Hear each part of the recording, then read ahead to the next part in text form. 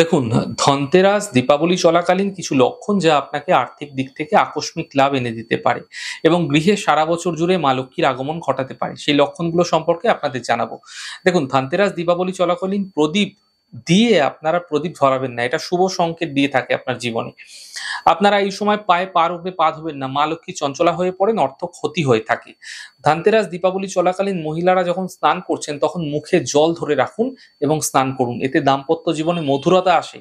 ধনতেরাসের দিন যদি আপনারা আপনার গৃহে টিকটিকি দেখছেন তাহলে নিশ্চিতভাবে জানবেন আপনার অবশ্যই লক্ষ্মী লাভ হবে, আর্থিক শ্রীবৃদ্ধি নিশ্চিতভাবে ঘটবে সারা বছর জুড়ে। ধনতেরাস এবং দীপাবলি চলাকালীন যদি আপনার গৃহে কোনো বিড়াল আসছে, তাহলে বিড়ালকে যদি আপনারা দুধ খাওয়াতে পারেন তাহলে আপনার লক্ষ্মী লাভ অবশ্যই হতে দেখতে পাবেন।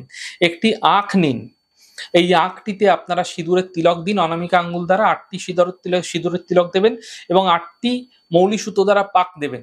পাক দেওয়া হয়ে গেলে অষ্টলক্ষ্মীর নাম করে মা লক্ষ্মীর স্থানে রেখে দিন। সারা বছর জুড়ে রেখে দিন, এতে আর্থিক সমৃদ্ধি বৃদ্ধি পাবেই পাবে।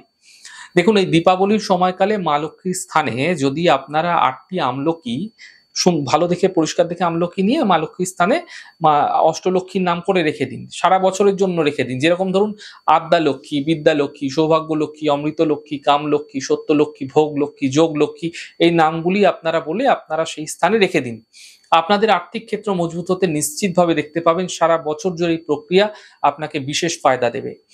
দেখুন, ধনতেরাসের এই বিশেষ পর্ব চলাকালীন কখনোই কিন্তু কারো থেকে ভুল করেও ধার নেবেন না, কাউকে ধার দেবেন না। এতে আর্থিক সমস্যা, আর্থিক ক্ষতি হতে দেখা যায় প্রবলভাবে। এই প্রক্রিয়াটি আপনারা কিন্তু মাথায় রাখবেন যে কাউকে সামান্যতম ধার এই সময় কালে কিন্তু আপনারা দেবেন না, এতে কিন্তু ক্ষতি হয়।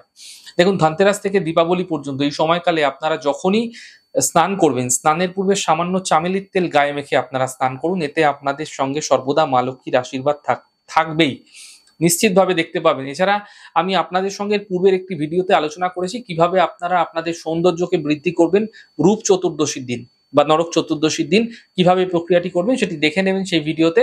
দেখুন, ধনতেরাস থেকে দীপাবলির এই পর্ব চলাকালীন যদি কোনো বৃহন্নলাকে আপনি কোনো কিছু কোনো মুদ্রা, কোনো পয়সা দিচ্ছেন এবং তার থেকে একটি প্রচলিত মুদ্রা চেয়ে নিচ্ছেন এবং সেই মুদ্রাটি আপনারা সারা বছর আপনার কাছে রেখে দিচ্ছেন, তাহলে আর্থিক শ্রীবৃদ্ধি আপনারা সারা বছর জুড়ে অবশ্যই দেখতে পাবেন।